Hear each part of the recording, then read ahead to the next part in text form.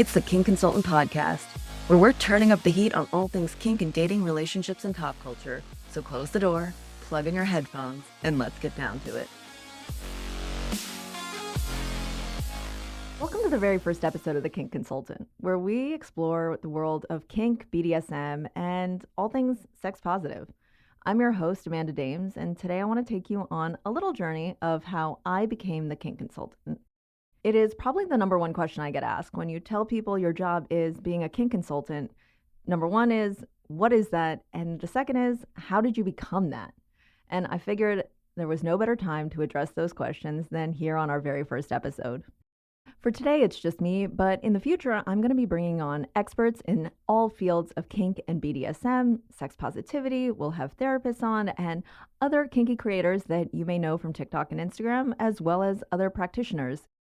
I was one of those people who was born kinky. There was not a question of when I became kinky or when I discovered it. From a very young age, I was into the idea of being spanked. Like any kid, I didn't want it. I wasn't like asking to get spanked, but there was something fascinating about it. As I grew up, those desires did not go away. I was always wanting to play house and wanting to spank or be spanked for something I did wrong. I knew it was weird, but I didn't understand that it was anything that could be possibly linked to anything sexual until I was about 13 years old and I was babysitting some kids across the street. And I put on one of those like adult channels that isn't really adult because it's on cable, but it's a little raunchier than anything else that you'd be seeing on ABC during the daytime. In this show, there was a couple, and both of them said that they were submissive, and I didn't fully understand it, but I understood these people were the same side of one coin, and they were looking for something else. They said they were going to go to a dominatrix, and on this show, they invited a camera crew to watch them. For the first time in my life, I understood everything I'd been thinking about was completely sexual and kind of normal. That sounds so weird, but it's true, fuck. Everything that I had been thinking about was sort of tied to this world of BDSM and kink, and a calmness washed over me. I no longer felt like I was some big weirdo into something different. I'm like, oh my gosh, there are other people who are into this? I realized when I'm 18, I can find a dominatrix to go do this stuff for me, and everything will be fine. At that young age, it didn't even occur to me that perhaps I might find a partner who'd be interested in some of the same things. But I knew, no matter what, there was a solution to the problem I was facing. I would not spend the rest of my life daydreaming about being punished and spanked. There would be a time where my dreams would be fulfilled. Little did I know that in a few short years, I would actually become the dominatrix. I was 24 years old and moved to New York City. One day while scrolling through Craigslist, back when it was still the Wild West, the ads were crazy. I came across an ad that caught my eye. It was a call for dominatrixes. Something about it spoke to me. I was curious, so I answered the ad, and that decision kind of changed the course of my life. By day, I was immersed in the world of finance and journalism, and by night, I was exploring the depths of human desire and power dynamics. I would finish up at the Wall Street Journal at 5 p.m., shut my laptop, and run to make my 5:30 shift a couple of blocks down in Midtown.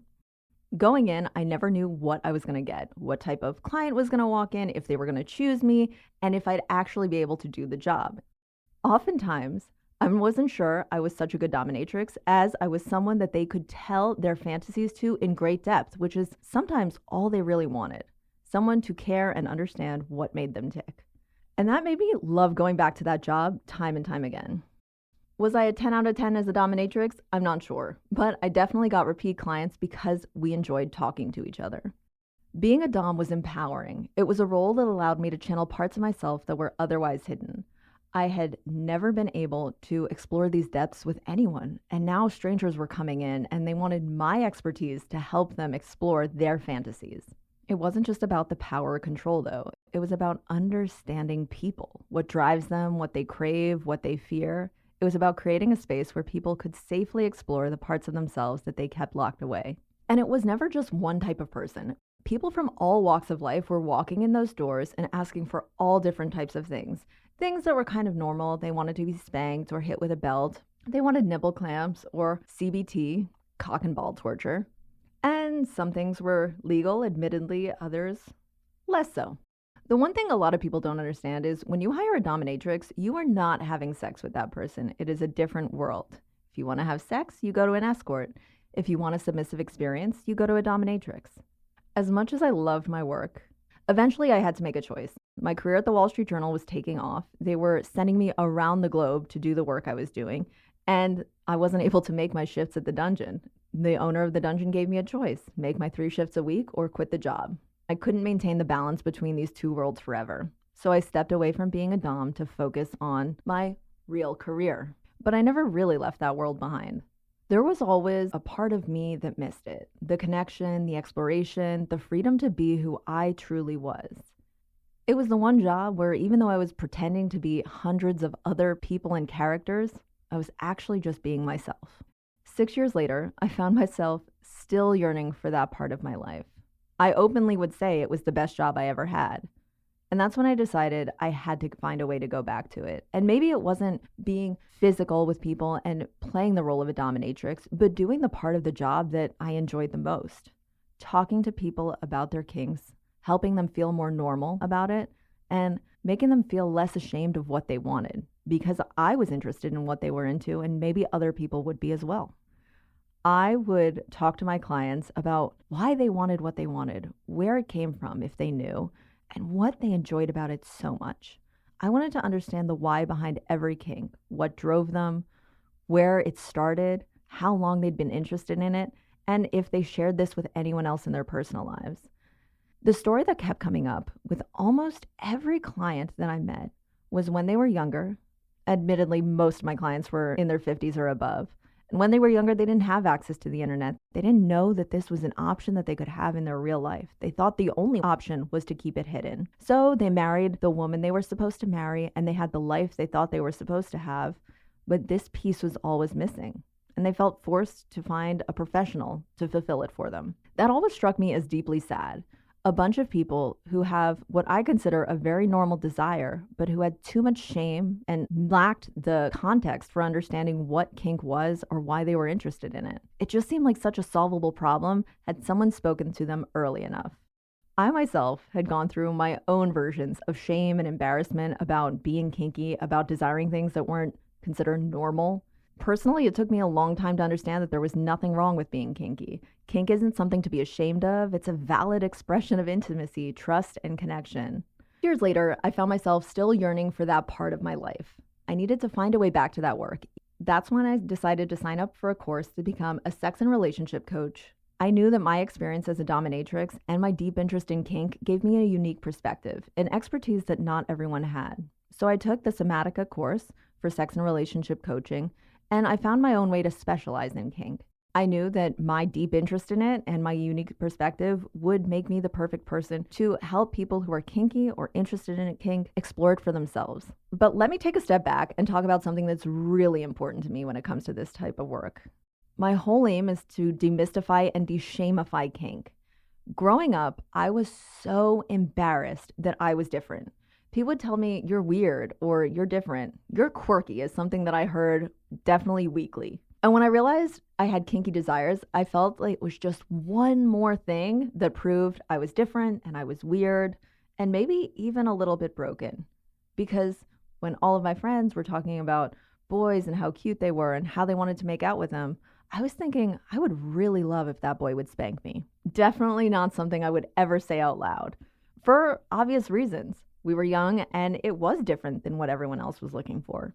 I was so afraid of being judged that I tried to hide it. Shame held me back from being honest with myself and the people I loved. I'm a firm believer that when you are intimate with someone, you need to be open and communicative about everything. Being vulnerable is the name of the game.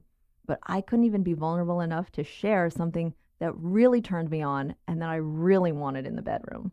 The truth is, though, I eloped at 20. My personal beliefs around marriage are that nobody should be getting married at 20 because you don't even know yourself before you can legally buy a drink. I definitely didn't know myself. I had these desires and I didn't realize that anyone else might have them as well. So I figured, okay, the important thing is to just be normal, be in love, meet someone, marry them. And by the way, I wasn't religious. The marriage at 20 years old had nothing to do with feeling the need to get married. I was just slightly impulsive. And as time went on, that proved to be a little bit of a mistake. Not something I regret, but something I had to manage. As I got older and became more confident in myself, I finally started to find a confidence in my own interests and what I was looking for. I wanted a kinky lifestyle. I wanted BDSM in the bedroom. And at first, I was too shy to bring it up, but thanks to the help of some online chat rooms and meeting other people online who were kind of like me, I figured this isn't something that's so abnormal I can't bring it up. Unfortunately, when you're with someone long enough and you marry them and they don't know that this is part of your life, it can be hard for them to accept it. I understand it, and ultimately we did decide to separate. It wasn't all because of kink, but I do think it played a large part of it, because when you're kinky and you need it, if you're with someone who's truly vanilla, who's not interested in pursuing this, you have to make a decision. You can explore it outside of your marriage or outside of your relationship or within it. For us, we decided the best thing was to part ways and go down our own journeys, slightly older and a little smarter than the 20-year-old versions of ourselves that got married. It took me a long time to understand that there's nothing wrong with being kinky. Kink isn't something to be ashamed of. It's a valid expression of intimacy, trust, and connection. My aim with this podcast and with my work as the Kink Consultant is to help others who might be feeling the same shame, the same fear of being different. I wanted to create a space where we could talk openly about kink, where we can challenge the misconceptions and break down the stigma that so many people face. Stigma like everybody who's kinky must have just endured some trauma. All kink comes from trauma. That's absolutely not true, and that's just one of the things we're going to address on this podcast. My aim is to help others who might be feeling the same shame, the same fear of being different. I want to create a space where we can talk openly about kink, where we can challenge the misconceptions and break down the stigma that so many people face. Because at the end of the day, being kinky is just another part of who you are. It doesn't define you, but it's also nothing to hide. So between my work in New York City as a professional dominatrix and my time studying to be a sex and relationship coach, marrying the two worlds together, I became the Kink Consultant. I was mostly getting clients through word of mouth of people who knew I was doing this type of work as a sex and relationship coach and who figured I could use some help with this. Until one day I decided I would like to get more clients. So I bought a ring light, I set up a tripod in my room, and I created a TikTok that I still cringe at. It was, again, an impulsive decision, but I wrote a quick script, and so many of you have heard me say these words. I decided to call myself the Kink Consultant, and I talk about all things kink and dating, relationships, and pop culture. And ultimately, that's how the Kink Consultant was born. I've made it my mission to help people navigate their own journeys into kink, BDSM, and beyond. So whether you're just curious, a seasoned veteran, or somewhere in between, this podcast is for you. We'll dive into the nuances of power exchange, the beauty of consent, the art of communication, and so much more. But most importantly, I want to create a space where we can talk openly about kink without shame or judgment. Because at the end of the day, it's all about finding what works for you and embracing it fully. So thank you for joining me on the first episode of The Kink Consultant. I can't wait to explore this world with you, share stories, answer questions, and maybe even challenge some of your assumptions along the way. If you enjoyed this episode, don't forget to subscribe, leave a review, and share it with anyone who might find it interesting. And if you have any questions or topics you'd like me to cover in future episodes, feel free to reach out. Email info@thekinkconsultant.com. Until next time, keep on kinking on.